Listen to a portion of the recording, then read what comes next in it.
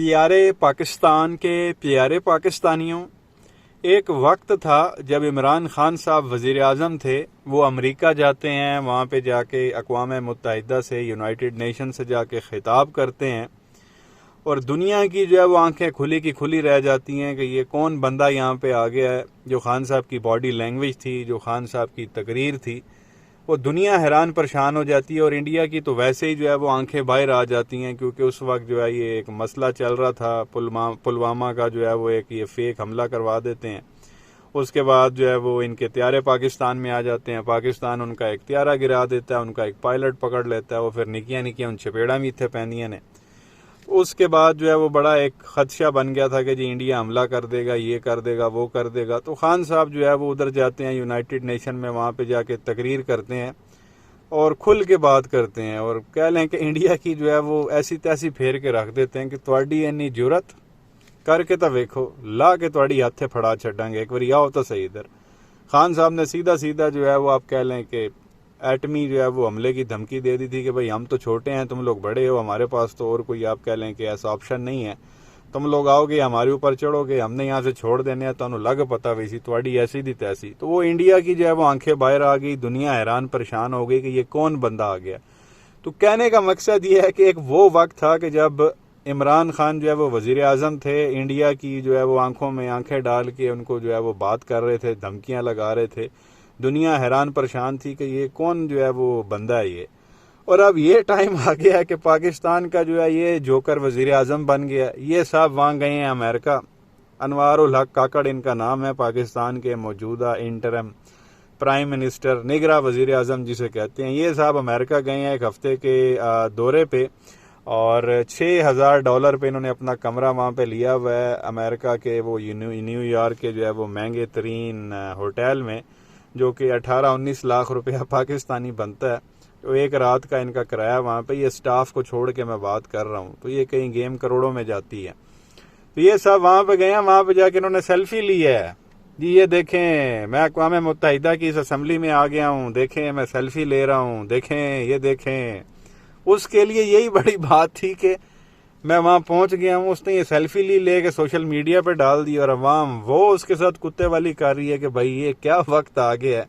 एक टाइम पे हमारा वजीर आज़म इमरान खान था, दुनिया हैरान परेशान हो गई थी खान साहब को देख के, उनकी बॉडी लैंग्वेज देख के, उनकी तकरीर देख के। और ये मतलब यार, मतलब ये क्या इन लोगों ने यार, हम शहबाज शरीफ को कहते थे ये उससे बड़ा जोकर निकला, तुझे क्या जरूरत पड़ी थी वहां पे जाके सेल्फी लेने की। और चल तू गलती से वहां चला ही गया, तुझे मतलब बड़ा तू एक्साइटेड हुआ कि जी मैं यहाँ पे आ गया हूँ, चलो सेल्फी ले लूँ। तो सेल्फी तूने अपने तक रखनी थी, तुझे सोशल मीडिया पे डालने की क्या जरूरत थी। तो ये देख लें, ऐसे ऐसे अजूबे और नमूने एक मुल्क के सरबराह को इस तरह की हरकतें ज़ेब देती हैं कि मैं यहाँ पे खड़ा हूँ। ये वो छोटे बच्चों वाली हरकत कर रहा है कि बच्चे किसी नई जगह पे चले जाएं, क्योंकि आजकल सोशल मीडिया का दौर है, फेसबुक, इंस्टाग्राम, स्नैपचैट बच्चे यूज़ करते हैं। तो किसी नई जगह पे जाएं तो उनकी कोशिश होती है कि जी हम तस्वीर लें, सोशल मीडिया पे डालें और जो भी फ्रेंड्स फैमिली है उनके साथ उनको बताएं हम यहाँ आए हुए हैं। तो ये वो वाली हरकत की है इस बंदे ने। 52 साल इसकी उम्र है और ये इस तरह से जो है इसने जाके पाकिस्तान की वहाँ नाक कटवाई है। और ऊपर सोने पे सुहागा, जो मीडिया पे रिपोर्ट हो रहा है, इन साहब से किसी ने जो है वो मुलाकात नहीं की। एक तो इसने वहाँ पे जाके वो 78वीं कोई वहाँ पे होनी थी तकरीब के, क्या वहाँ पे इसने जाके तकरीर करनी थी, उससे हट के साइड लाइन पे जी मुलाकातें होनी है पाकिस्तान के वजीर आज़म से, यहाँ बताया जाता था। किसी ने भी मुलाकात नहीं की थी इस बंदे नाल, कोई मिलने को, और कोई मिलेगा भी क्यों, क्योंकि ये कोई अवाम के वोट से तो आया हुआ नहीं है। 3 महीने का तू वजीर आज़म है, तेरे से किसने मिलना है। तो ये देख लें, वहाँ गया, अभी 1 करोड़ रुपए का खर्चा, जैसा मैंने आपको बताया। एक रात का किराया इसके कमरे का $6,000 है जो बताया गया। 18 लाख रुपए में ये वहाँ पे पड़ रहा है हमें पर नाइट। और ये स्टाफ को छोड़ के यहाँ से जो ये प्राइवेट अपना जो लेके गया त्यारा, यहाँ से खसूसी PIA का वो अलग, वहाँ से आने का अलग, जो PIA का त्यारा वहाँ रनवे पे खड़ा होगा उसका किराया अलग। ये कहीं करोड़ों में जानी है, बल्ला जाने ये कितने करोड़ में जाके ये दौरा पड़ता है। फ़ायदा इसका टकेगा नहीं है, उल्टा जो है जाके इसने जलील करवाया पाकिस्तान को, पाकिस्तानी आवाम को। जिस तरह की हरकत इसने वहाँ पे जाके की है, लोग अभी भी इसको लान तान कर रहे हैं। तो मतलब दुख भी होता है प्यारे पाकिस्तानियों, हैरानगी भी होती है कि दुख इस वजह से होता है कि यार एक टाइम पे इमरान खान था, दुनिया को उसने हैरान कर दिया था, इसने भी हैरान किया, लेकिन दूसरी साइड से कि बंदा परेशान हो गया कि यार ये क्या इसने कर दिया। तो बहरहाल एक ये चीज़ जो है वो आपके साथ शेयर करनी थी। उसके अलावा प्यारे पाकिस्तानियों एक क्लिप आपके साथ शेयर करेंगे। लोग कहते हैं कि जी मरीम नवाज जो है वो बहुत ज़्यादा खूबसूरत है, तो ये आप सुन लें। दो ख़वातीन नानी मरीम के बारे में क्या फरमा रही हैं कि ये औरत कितनी खूबसूरत है, फिर आगे मज़ीद बात करते हैं। मैं बहुत खूबसूरत हूँ, बहुत सही बात है ये। वो खूबसूरत नहीं नहीं प्लास्टिक सर्जरी की दुकान सारी ये आपको लग रहा है यूरोप घूमने गई थी, उसको कोई नया इलाज मिला होगा वहाँ से और स्किन टाइट करने के लिए, तो वहाँ पे गई होगी स्किन टाइट घूमने शूमने नहीं। तो ये प्यारे पाकिस्तानियों आपने सुना सर्जरी की जो है वो दुकान है, यहाँ आ जाती है, कोई घूमने फिरने नहीं आती है, बेसिकली अपनी स्किन टाइट करवाने आती है। जाहिर है वो जब बंदे की एज ज़्यादा होती है तो वो झुर्रियाँ पड़ने लग जाती हैं चेहरे पे, वो जो मांस है वो लटकना शुरू हो जाता है। तो नानी मरियम करोड़ों रुपया दे के अपनी जो है वो स्किन टाइट करवाती है। पता नहीं इन्होंने पिछले पार है कि ये इस चक्राएँ चपा गई है, क्यों ये इस तरह की हरकतें कर रही है। और जब कल को इसकी एज जो है वो 70+ होगी, अगर ये इतना ज़िंदा रहती है तो ये इतनी बेहुदा लगेगी आप अंदाज़ा भी नहीं लगा सकते। क्योंकि एक कुदरत का निज़ाम होता है, एक चीज़ कुदरती होती है और एक जो है वो बंदा अपने ही ऊपर ड्रामे करता रहे तो बाद में बड़ा जो है वो नुकसान पहुंचाती है। आप इवन गूगल भी कर सकते हैं, जिन लोगों ने सर्जरियां करवाई बुढ़ापे में जाके वो मतलब इस तरह हो जाते थे कि लोग डर जाते थे उन लोगों से। कहीं रात को बाहर निकल आए तो अगला बंदा जो है वो हैरान परेशान हो जाए, कहीं चुड़ैल तो नहीं आ रही, ये हालात हो जाते हैं। लेकिन ये औरत फिर भी इन हरकतों पर लगी हुई है और सर्जरी की दुकान का जो है वो इसको ऑलरेडी टाइटल जो है वो मिल चुका है। बहरहाल मरीम नवाज के जो है वो 2 क्लिप्स आपके साथ शेयर करने हैं। ये प्यारे पाकिस्तानियों सिर्फ सर्जरी की दुकान नहीं है, बल्कि ये झूठ बोलने की भी दुकान है ये औरत। तो ये इसका आप पहले क्लिप सुन लें कि ये औरत जो है वो क्या फरमा रही है, फिर आगे मजीद बात करते हैं। जब नवाज शरीफ 4 साल नहीं बल्कि 3 साल के अंदर अंदर 0 लोड शेडिंग पे मुल्क आ गया, 0 लोड शेडिंग पे, तो लोगों ने कहा, बाहर के मुल्कों ने कहा कि जिन्नात की तरह काम हुआ है। भाई साल में कौन सा पावर प्लांट लगता है और काम करना शुरू होता है? मैंने अपनी आंखों से देखा, जिन्नात की तरह काम हुआ और 2 साल में लोड शेडिंग खत्म हो गई माशाअल्लाह। और तो ये प्यारे पाकिस्तानियों आपने सुना मरियम सफदर को, वो आप देख लें कि जी जिन्नात की तरह काम हुआ है।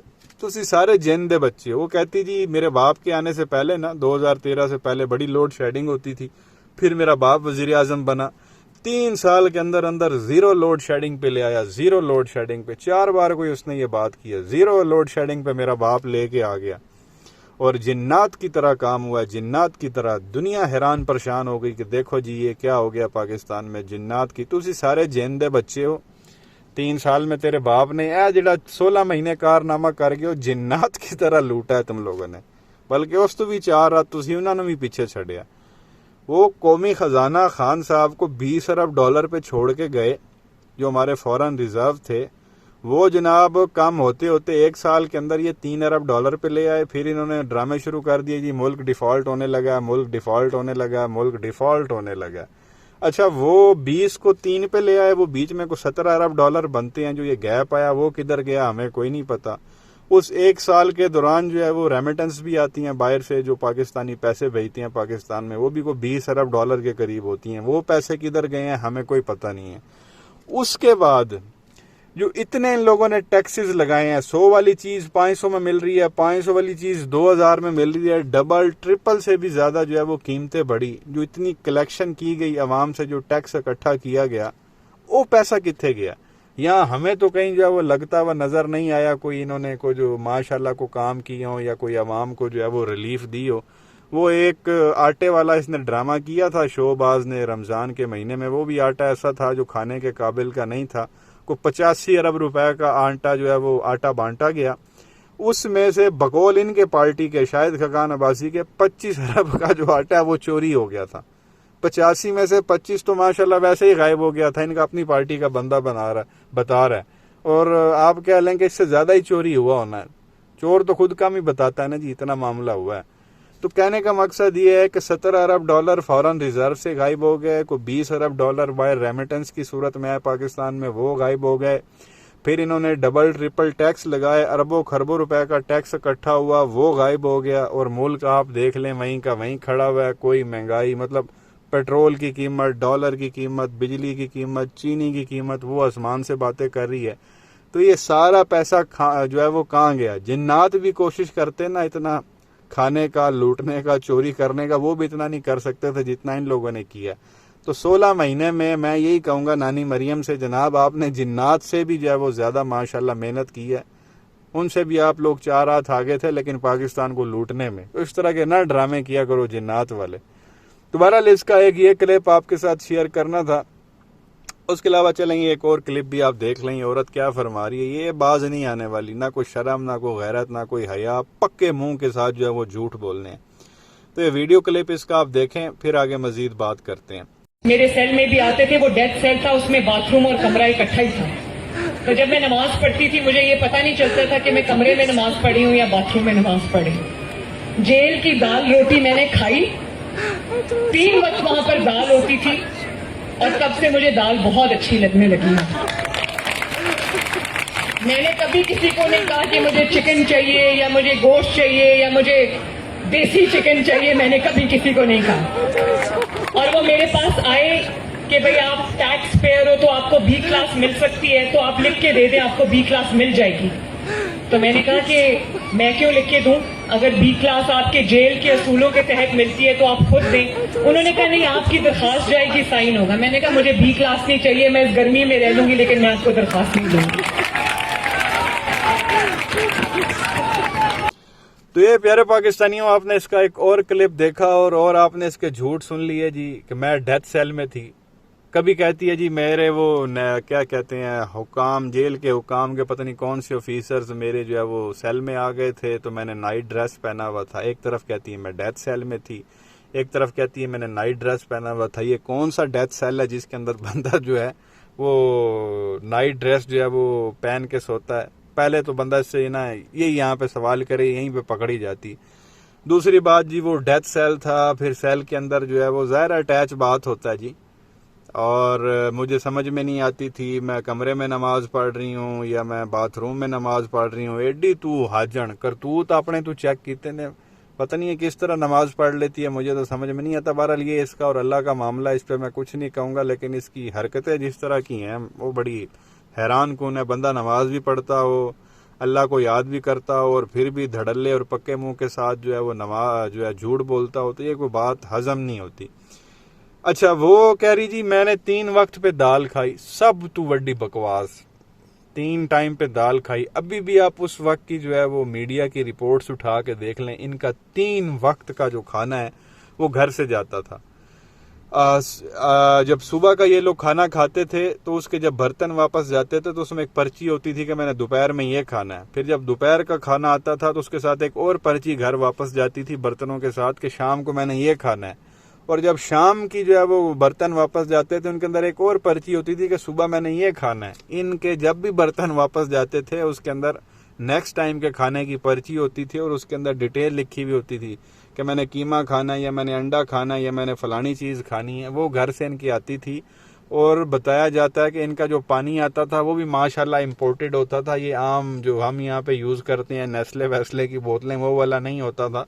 बाहर से इम्पोर्टेड पानी जो है वो इनको जेल में फराम किया जाता था। और ये यहाँ पे बड़े धड़ल्ले के साथ बता रही है जी मैंने जेल का खाना खाया तो 3 वक्त पे मैंने दाल खाई, अब मुझे जो है वो दाल बड़ी अच्छी लगती है। ये झूठी तो इतनी, एक इंटरव्यू में कहती है मुझे तो चूहों वाला जो है वो खाना दिया जाता था या चूहों का बचा हुआ खाना दिया जाता था। मतलब वो खाना जो चूहों को डाला जाता है, ये इसकी स्टेटमेंट है। आप यूट्यूब पे सर्च भी करेंगे आपको मिल जाएगी, मैं गारंटी देता हूँ।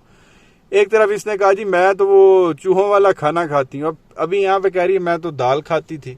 अब चूहे जो है वो दाल खाते हैं? पहले तो बंदा इससे जो है वो ये पूछे। और उठा के आप देख लें 3 वक्त का खाना इनका घर से आता था। एसी वहाँ पे मौजूद होता था, अखबार वहाँ पे मौजूद होता था, किताबें वहाँ पे जो है वो मौजूद होती थी और कुछ इतलात के मुताबिक वहाँ LCD भी लगी हुई थी। और मज़े की बात, इस औरत के पास जो है वो मोबाइल भी मौजूद था, क्योंकि बीच में 2-4 जो है वो ट्वीट्स आ गई थी इसके ट्विटर के पेज के ऊपर। तो लोग हैरान परेशान हो गए थे कि इसके पास मोबाइल कहाँ से हो। फिर पता लगा जी इसके अंदर मोबाइल भी जो है वो प्रोवाइड किया गया। और उसमें ये जहाँ जहाँ कॉल्स करती थी वो मैं यहाँ पे आपको डिटेल नहीं बताऊंगा। वो आप कह लें कि पाकिस्तान के जो ईस्ट साइड पे कंट्री है, 5-7 कॉलें इसने वहाँ पे की हुई थी, पता नहीं किसको। फिर कतर में कॉलें हुई थी काफ़ी ज़्यादा, वहाँ पे पता नहीं किसको करती रही। और लंदन के अंदर जो है वो कॉलें करती रही। और पाकिस्तान में सबसे ज़्यादा कॉलें जो है वो इसने फजलुर रहमान को की हुई थी। पहले तो लोगों को पता ही नहीं चला, जब इसने सोशल मीडिया पे पोस्टें करना शुरू कर दी। इतनी अकल की अंधी थी कि मैं जेल में बैठी हूँ, मैं पोस्टें करूँगी तो लोग फ़ौरन सोचेंगे कि जेल में मेरे पास मोबाइल कहाँ से आया। इस बेवकूफ़ औरत ने फिर भी जो है वो सोशल मीडिया पे पोस्टें कर दी। उसके बाद जी सुनने में आया मोबाइल को खान साहब ने सख्ती की होगी, तो मोबाइल रिकवर किया गया तो पता चला जी ये कोई 4-5 मुल्कों में कॉल्स भी करती रही है।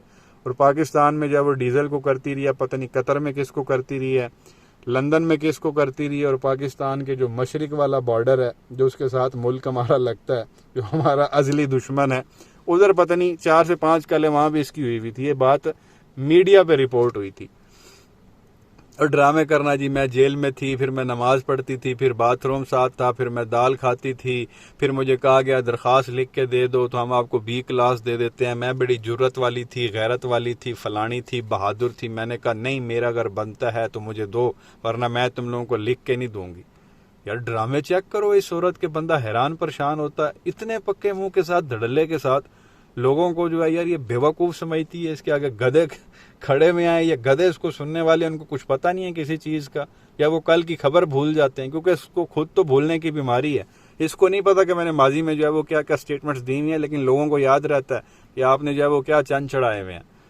तो बहरहाल ये कुछ चीज़ें प्यारे पाकिस्तानियों आपके साथ शेयर करनी थी। ये शरीफ खानदान तो इतनी लंबी फिल्म है, मैं 10 घंटे भी बोलता रहूँ ना तो ये इनकी फिल्में नहीं ख़त्म होनी। क्या कहेंगे नीचे कमेंट सेक्शन में अपनी राय का इजहार ज़रूर करें। वीडियो को लाइक करें, चैनल को सब्सक्राइब करें और बेल आइकन पर ज़रूर क्लिक करें अगर आपने अभी तक नहीं किया। शुक्रिया।